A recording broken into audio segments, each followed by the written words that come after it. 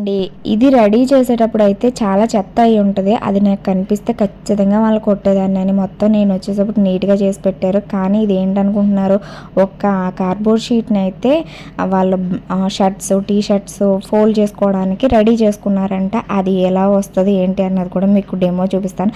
Already చాలా వీడియోలు చూసే ఉంటారు, కానీ మా వాళ్ళు ట్రై చేసుకున్నారు. అది ఒక హ్యాపీ అనమాట. సమ్మర్ హాలిడేస్లో వాళ్ళకి కూడా బోర్ కొడుతుంది కదా, ట్రై చేసుకుంటున్నారు. కాకపోతే కబోర్డ్లో బట్టలన్నీ మంచమే పీక పాకం పెట్టకుండా ఉంటే చాలన్నమాట.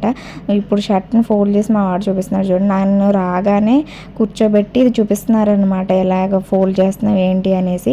సర్లే ఏదో యాక్టివిటీ, నా బుర్ర తినకుండా అని అనిపించింది. ఫ్యాన్ గాలికి కొంచెం షర్ట్ తేలికగా ఉండి కొంచెం గాలికి ఎగురుతుంది. ఫ్యాన్ కట్టేసి చూపిస్తానమాట. ఇంకా చూడండి చక్కగా ఇంకా షర్ట్ ఐరన్ చేసి ఉంటే ఇంకా బాగా వస్తుంది ఫోల్డింగ్ అయితేని. కొంచెం బాగా నలిగిపోయి ఉండడం వల్ల షర్ట్ అయితే కొంచెం పర్ఫెక్ట్గా కనిపించట్లేదు. కానీ టీ షర్ట్ అయినా షర్ట్ అయినా సరే ఈజీగా మడత పెట్టేసుకోవచ్చు. మా వాళ్ళైతే 2-3 షర్ట్లు తీసేసి, వాళ్ళకి కొత్త కదా మంచిగా మడతెట్టేసి పెట్టారు. కాకపోతే అది కబోర్డ్లో కాదు, అది సోఫాలోనే ఉంచుతారు. దాన్ని మళ్ళీ నేను కబోర్డ్లో సర్దుకోవాలన్నమాట. ఇవి ఇలా ఉంటుంది పిల్లలతో పని అయితేనే. మీకు నచ్చితే